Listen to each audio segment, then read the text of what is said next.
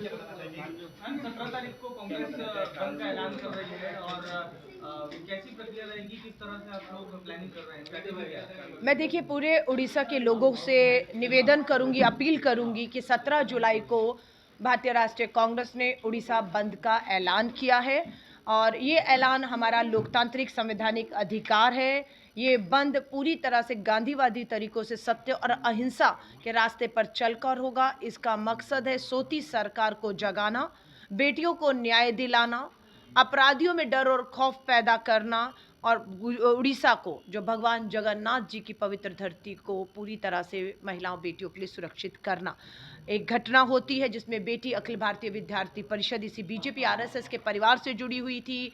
वो उसके साथ उसको गलत जो है काम के लिए कहा गया। बेटी को सलाम करते, बेटी झुकी नहीं, बेटी ने समझौते नहीं किए। वो जो एचओडी जो बेटी को कह रहा था कि उससे जब तक वो शारीरिक संबंध नहीं बनाएगी, सेक्सुअल फेवर नहीं देगी, उसका भविष्य बर्बाद कर देगा, पर बेटी लड़ती रही, पर न्याय की गुहार करती रही। मुख्यमंत्री को लिखा, महिला उप मुख्यमंत्री को लिखा, सांसद विधायकों को लिखा उसने। प्रधानमंत्री नरेंद्र मोदी जी जब साल पूरा हुआ यहाँ आए, बेटी ने उनसे भी मिलने की कोशिश की। जब कहीं से कोई न्याय नहीं मिला, बेटी मीडिया के भी सामने आती है, सोशल मीडिया के माध्यम से पत्र लिखकर एचओडी जो है साहू हैं उनके खिलाफ वो लिखित में शिकायत करती है। पर उसकी बात को दबाया गया, उसको कहा गया जांच होगी, जांच के नाम पर 1 दिन 2 दिन 10 दिन निकल गए और उल्टा बेटी को फिर समझौता करने के लिए जब प्रिंसिपल ने कहा तो बेटी ने, बहादुर बेटी मैं कहूँगी, समझौता नहीं किया। पर दुखद है, उसने अपने आप को आग के हवाले किया। 95% आग में जो वो थी, तो देश की राष्ट्रपति जी एम्स में भुवनेश्वर उस बच्ची को मिलने गई, पर तब तक बहुत देर हो चुकी थी। आज देश के प्रधानमंत्री जी लगातार सोशल मीडिया पे ट्वीट कर रहे हैं, हर भाषा का ट्वीट है उनका, लेकिन उड़िया भाषा का, एक संवेदनाओं का, बेटी को श्रद्धांजलि और न्याय दिलाने की आस का ट्वीट नहीं है। श्री राहुल गांधी जी ने आज पीड़िता जो बेटी हमारे बीच में नहीं रही है उसके पिता से बात की है। उनके पिता का ये कहना है ये पूरी तरह से सिस्टम का फेल्योर है, मेरी बेटी की हत्या हुई और वो हत्या सिस्टम ने की। इसी बात को श्री राहुल गांधी जी ने भी कहा है कि ये किसी एक का कसूर नहीं है, इस सिस्टम पूरी तरह उस बेटी को फेल कर दिया। प्रियंका गांधी जी ने भी अपनी बात को रखा है और हम इस न्याय की लड़ाई में, न्याय का हक मिल जाने तक, अपराधियों को सजाएं मिल जाने तक, उड़ीसा की भूमि बेटियों के लिए सुरक्षित हो जाने तक हम इस लड़ाई को जारी रखेंगे। हाँ, कौन सा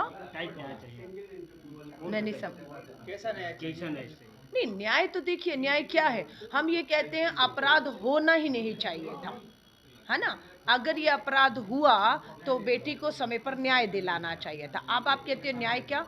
protection of children from sexual offence, नाबालिग बेटी के अपराध में फांसी की सजा है अगर दोषी करार होने पर। 1 साल में नाबालिग बेटियों के बलात्कार हुए, फांसी कितनों को हुई, सजा कितनों को हुई, ये सवाल हम पूछेंगे। कितने आपने बरी कर दिए, ये हम पूछेंगे। पिछले 1 साल में कोई भी बड़ी सजा नहीं हुई है और अपराध लगातार, 15 बलात्कार, 15 बेटियां रोजाना शिकार हो रही हैं।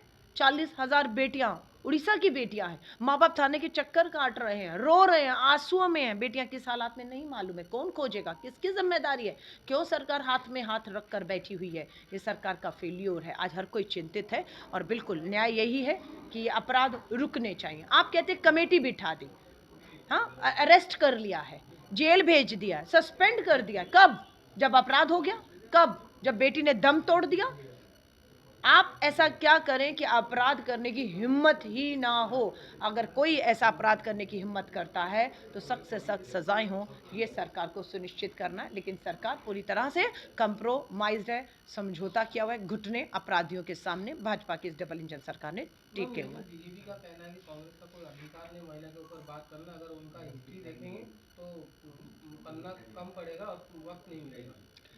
कांग्रेस को अधिकार नहीं, उस पिता को भी अधिकार नहीं जिसकी बेटी ने न्याय ना मिलते हुए देखकर अपमानित प्रताड़ित होते हुए अपने आप को आग के हवाले किया और दम तोड़ दिया। क्या उस पिता को हक है या नहीं? हाँ या ना में बोलिएगा, मुद्दे से मत भटकाइएगा। कांग्रेस की बात करेंगे तो निर्भया के बाद जस्टिस वर्मा आयोग का गठन किसने किया? सख्त से सख्त कानून आज है, कौन लाया? हम लाए। उस कानूनों को लागू करने की जिम्मेदारी आज भाजपा की डबल इंजन की सरकारों की है। उड़ीसा में लागू करिए उन कानूनों को, आप कानून को लागू नहीं कर रहे हैं, आप अपराधियों को बचा रहे हैं आज। और जहां जहां आप अपराधियों को बचाएंगे, जहां जहां बेटियों को न्याय नहीं देगा, वहां बिल्कुल राहुल गांधी जी हो, प्रियंका गांधी जी हो, कांग्रेस का एक एक कार्यकर्ता भाजपा की डबल इंजन की सरकार को कटघरे में खड़ा करेगा। न्याय कांग्रेस का मुंह आप बंद कर सकते हैं, संसद बंद कर सकते हैं, विधानसभाओं से हमारे विधायकों को सस्पेंड कर सकते हैं, लेकिन 40,000 बेटियों के माँ बाप अपनी बेटियों को खोज रहे हैं, उन्हें क्या कहेंगे? उन्हें भी बोलने का हक है या नहीं है?